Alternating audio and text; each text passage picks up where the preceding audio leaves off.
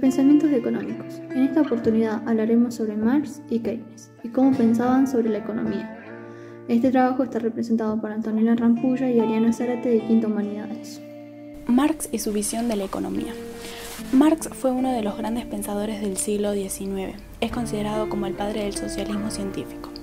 Sus teorías económicas y sociales forman una corriente de pensamientos que forman su nombre, el marxismo. El filósofo profundizó en el estudio de la economía política clásica y elaboró su propia doctrina. Este pensador señaló la explotación del trabajo patente en la extracción de la plusvalía, es decir, la parte del trabajo no pagada al obrero y apropiada por el capitalista. Luego de los cambios producidos por Smith y Ricardo, surge Marx con su máximo punto. El problema social y las desigualdades de las clases sociales ya son muy notorios. Marx intenta demostrar cómo funciona el sistema capitalista, surgiendo así la economía política. El gran cambio que da este pensador es sacar al capitalista de su pedestal, según Ricardo y Smith, conociéndose así como desnaturalización del capitalismo. Marx nos decía que para entender al capitalismo había que entender primero a la mercancía, ya que los economistas veían en la mercancía un valor de utilidad y un valor de escasez, pero la mercancía tenía un valor que proviene del trabajo humano. Por ello, él llegó a la conclusión de que la mercancía no tenía un valor natural, sino que el valor se lo atribuían los hombres. Ellos son los que crean el valor. A esto se lo conoce como fetichismo de la mercancía, o sea, atribuirle el valor a la mercancía cuando en realidad no lo tiene es creado por los hombres. Marx llegó a la conclusión de que la sociedad capitalista funciona a través de lo que se llama la explotación del hombre por el hombre. Él toma de Smith la parte de la teoría del valor del trabajo, pero con ciertos cambios.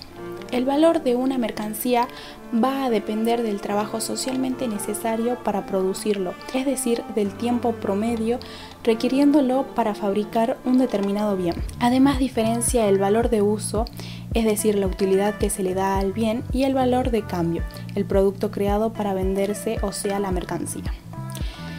El valor de la mercancía siempre va a ser la materialización de trabajo por parte del hombre. Para entender cómo funciona la sociedad capitalista, él nos dice que el hombre puede producir sus propios bienes a través del trabajo, pero se genera en consecuencia la división de trabajo, desigualdad en la distribución, etc. Todo este sistema produce en el trabajador una alineación, resumiéndolo en sentirse ajeno al producto que uno crea.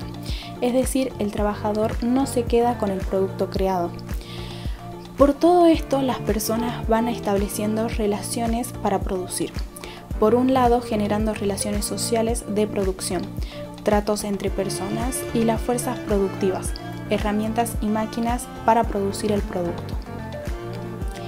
La unión de estos dos factores dan como resultado el modo de producción.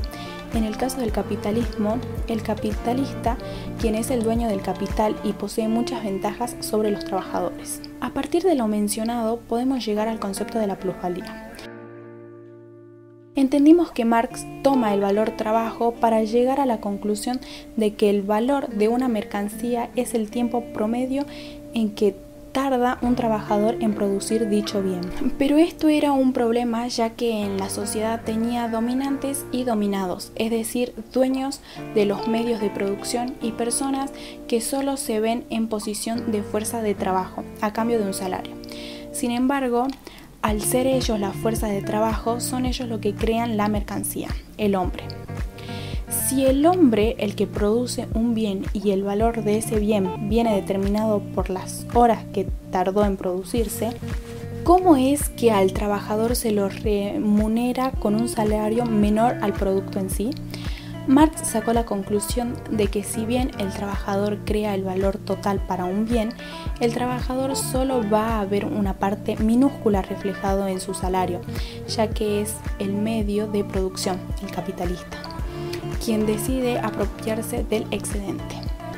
El trabajador es quien crea el plusvalor y el capitalista es quien se lo adueña de ese plusvalor.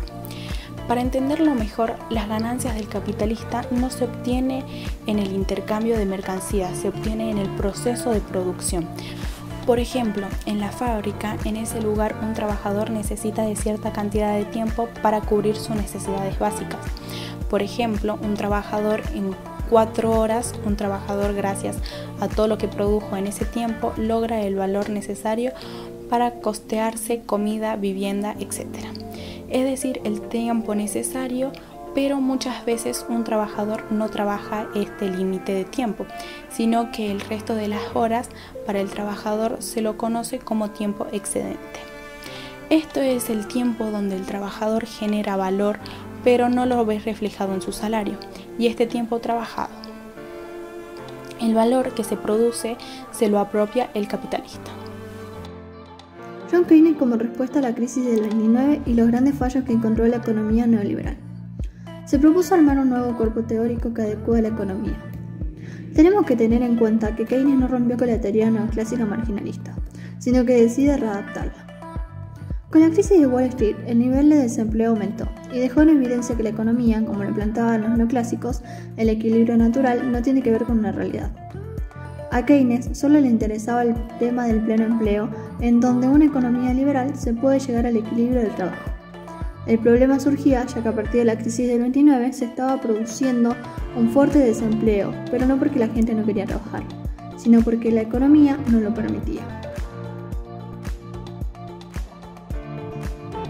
Ante estas circunstancias, Keynes propuso la intervención del Estado en la economía, hecho que los liberales no podían conseguir. Estas políticas intervencionistas están enfocadas en hacer crecer la demanda agregada. Podríamos decir algo así como la suma de bienes y servicios en donde todos los actores económicos están dispuestos a comprar esta sugerencia, pero a un determinado nivel de precios y un determinado nivel de tiempo. En estos momentos de crisis, el sector privado no era capaz de hacer crecer la demanda, por lo que los trabajadores caen, por ejemplo, en el desempleo. Según Keynes, recordemos que para la teoría dominante no existe la lucha de clases ni nada parecido. El trabajo era una mercancía más que se ofertaba en el mercado, pero como no es capaz de hacer crecer estas variables, es el Estado quien debe proporcionarlas. El tema era que solo se debería hacer para corregir las vallas de mercados, pero no intervenir constantemente. Los marginalistas decían que valoraban más el ocio, pero Keynes demuestra lo contrario. Cuanto más cae el salario real, la gente más quiere trabajar, porque necesitan vivir como pagar bienes necesarios. Si existe el desempleo ante esta situación, es involuntario, no como proponían los neoclásicos. Es decir, que el desempleo no es porque las personas no querían trabajar, sino porque el salario significa más que no prescindir de uno. La solución neoclásica no es aumentar la demanda agregada como lo propone Keynes, sino incentivar, fomentar más el espíritu trabajador a la población.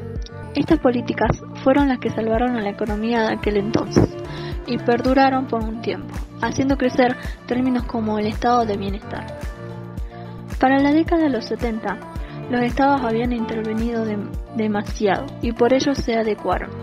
Poco a poco los postulados keynesianos fueron criticados y dejando de lado, volviendo a resurgir las políticas neoclásicas. En ese entonces reaparece la crisis, pero a causa de la deuda. Los neoclásicos retomaron la escena económica, pero muchos adoptados postulados keynesianos lograron así una síntesis neoclásica keynesiana.